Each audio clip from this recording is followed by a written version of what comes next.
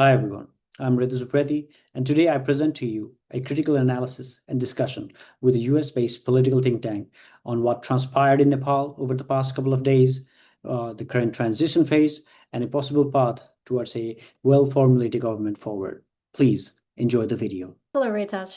Hi, Nilanthi. So let me begin by giving a brief introduction to our viewers. Welcome, everyone. Today we are speaking with Nilanthi Samaranayake, a US-based South Asia and Indian security expert specializing in how small South Asian states navigate the power pressure along with the geopolitics associated with it. Welcome, Ms. Samaranayake. Glad to have you with us. Thank you, Raytaj. It's nice to be here. So the primary discussions today will be based on the contemporary events taking place in Nepal, especially the revolts that we've seen taking place like over the past couple of days.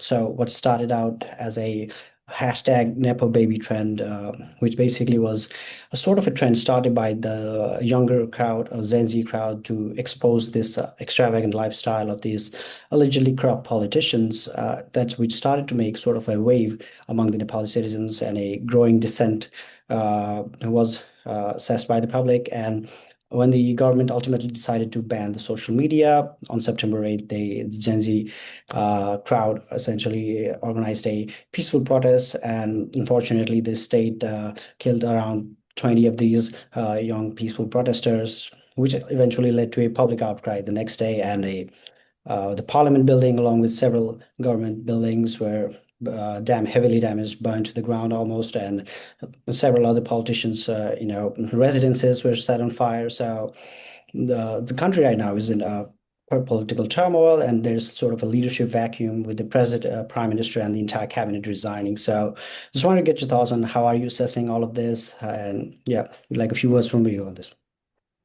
Sure. I think the speed with which all of these events happened since Monday has just been stunning for those of us who observe events and security in South Asia. Yeah. But clearly, that social media ban really was the catalyst that just lit the fuse, and it really was just really an example of overreach by the government. There's already an existing baseline of discontent, difficulty in terms of economics, obtaining employment, uh, and then just the social media ban. I mean, Nepal is really one of its standout strengths is its relatively open media and ability to connect and engage and freely discuss ideas. So the social media ban was just it just I mean, clearly there's a repression behind that idea and curbing freedom of speech, but particularly for Nepali society, that social media ban and just its effects in terms of connecting with family members and friends throughout the globe and in the wider region, that was really just a step too far and just it just lit the fuse. So it's I think the events have certainly been understandable, but yeah, the speed with which these events happened really were stunning, especially when you think about last year in Bangladesh. Similarly, just in the summer time frame, July, August, how quickly those events happened and culminated in the fleeing of another leader, Sheikh Hasina, Yeah. and then what we saw in Sri Lanka in 2022. This really, Nepal was the fastest in terms of delivering a change of leadership, essentially. Yeah, a pretty significant change, and that under 48 hours is something I'm not sure we've ever seen Yeah. these kinds of event unfolding. Yeah. But in the aftermath, the questions remain like, so if this revolt, it doesn't translate into a institutional reform or a political participation, what are the risks of, Nepal's democracy? Like, do we face these repeated cycles of these, street level confrontations, or there are like calls for these more of a radical sects of powers coming in back. So there are talks of like maybe monarchy would step up, or even a military rule. So what would you have to say about that? It's an interesting question that obviously the situation is still unfolding and this is a Hmm. very fast-moving crisis. But what I've seen so far, it sounds like the choice for the interim government has accepted this idea, so that may unfold in the next few days, and we may actually see the setup of an interim government, Yeah. sort of similar what we saw to Bangladesh and Mohammed Yunus really accepting that challenge of overseeing an interim government. I would say so that the Nepali army has been very critical to the peace that we've seen since following the violence, because there were security forces like the police that fired on their own citizens. So fortunately, the Nepali army has been able to, kind of calm things down, and they're known internationally as a very professional military force. They're the top contributor to peacekeeping operations. Nepal is among all the countries in the world. Nepal is #1 in terms of contributing troops. Also, they've had years and years of really building up the army and the military, and really growing in terms of their professionalism.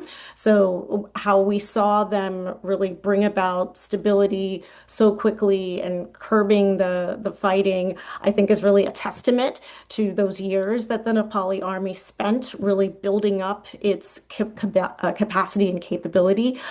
So I think that is fairly consistent with what we would expect.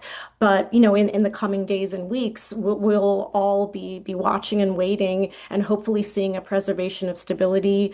Some of the damage that we saw to some of the property in Nepal, I mean, that was very unfortunate. So, let's just hope that the stability will prevail, and that Nepal can get an interim government in as fast as possible. Absolutely.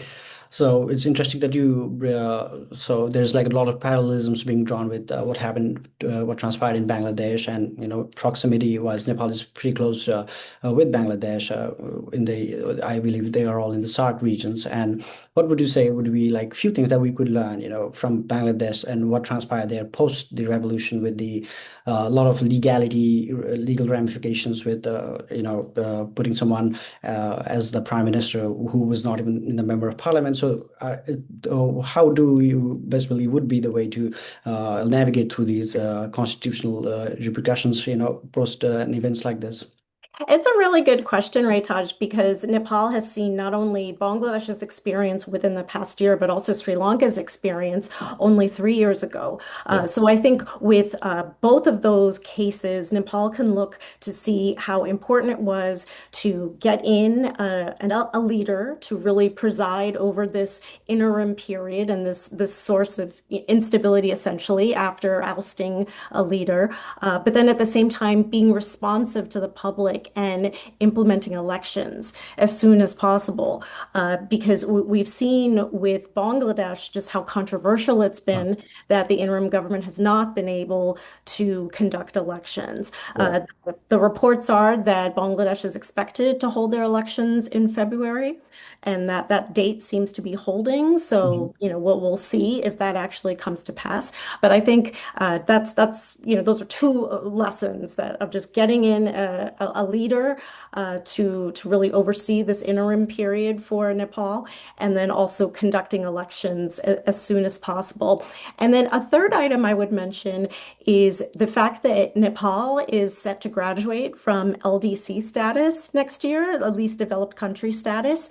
Bangladesh is also in a similar position to graduate from LDC status next year. So really just in terms of connecting with the international lending and finance communities, speaking to the multilateral development banks, really making sure that Nepal is economically supported during this period will be critical, because Nepal graduated from low income to lower middle income status only 5 years ago, according to the World Bank. So, this is also a wider context in which the smaller countries of South Asia are facing. It's the price of their success, the price of their economic success as they're growing economically and graduating to these higher economic categories. They're facing less concessional assistance and less preferences in terms of their economies. So just Nepal trying to work with the international lending community, international finance, to try to have as favorable, beneficial terms as possible. Sri Lanka had to do something similar in terms of going to the IMF when they defaulted on their debt. So I think Nepal can learn a lot from both the examples of Bangladesh and Sri Lanka. Thank you. My other question would be regarding India's role in all of this. India, one of the more political powers, and also regarding the history of these two countries, politically, diplomatically, even historically, very intertwined, both of these countries. And also with China in the play, who has steadily, expanded its influence over the years. Will there be from what can we expect from these two countries? Will there be like a wait and see game, or are they going to be, their levers, like say economic levers or diplomatic levers or even covert levers that will come into play here? It's a good question because India, of course, is just the most important partner for Nepal. They have an open border with each other.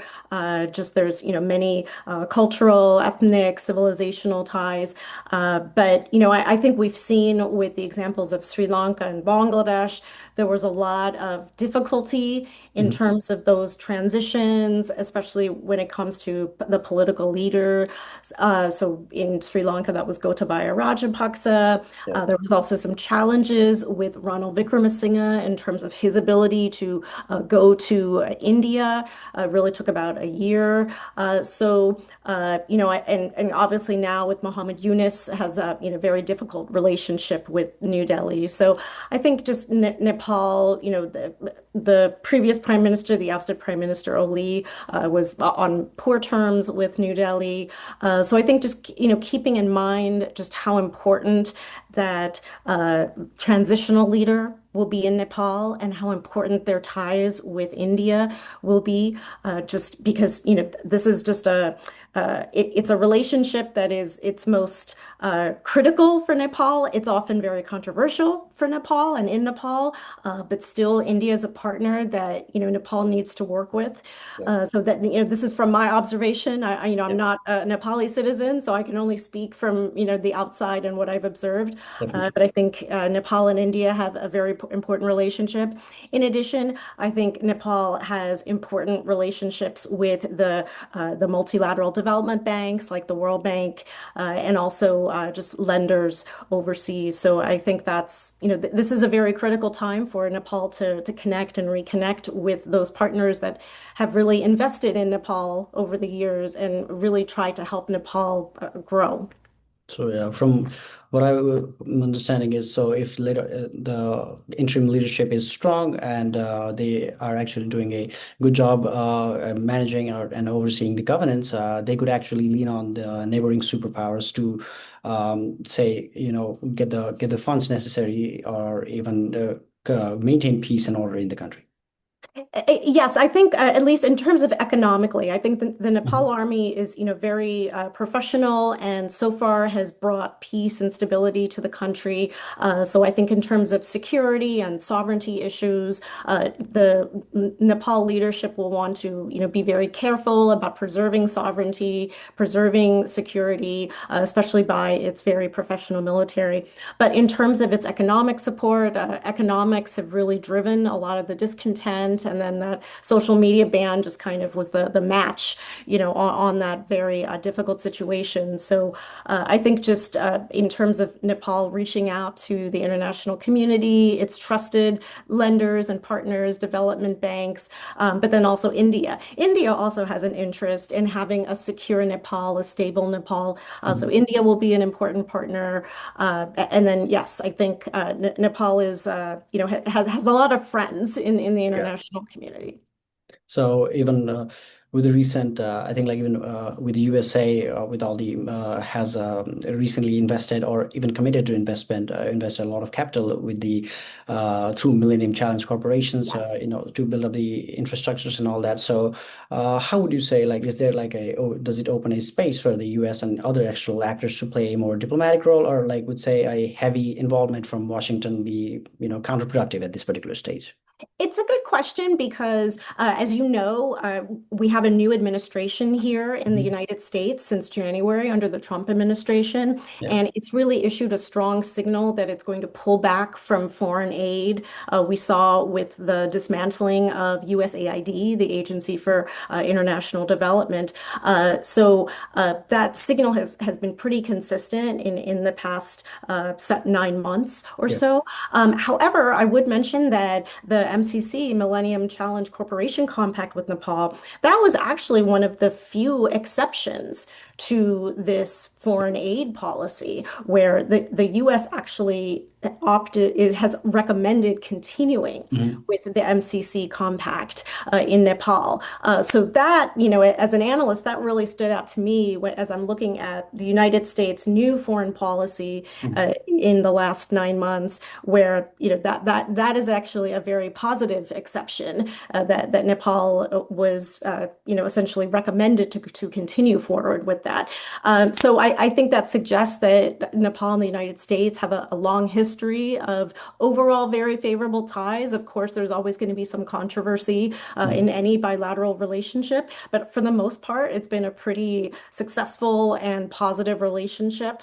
So I think it's a very different time right now in U.S. foreign policy, and I think all of us are trying to understand what the signals are, and we haven't yet seen a national security strategy from the Trump administration, but we are expecting to see one. So that will at least give more insight into how the administration is approaching its the overseas responsibilities. But those are the strong signals that the Trump administration is sending. And so, despite that strong message of really pulling back from foreign aid, Nepal was selected to move forward, at least on the U.S. side. So it's really up to now, Nepal and Nepalese, how they want to proceed in terms of their relationships with the U.S., other countries. But I think just domestically now, just getting in an interim government, fortunately, this person has accepted the choice or at least this idea of leading the interim government. So,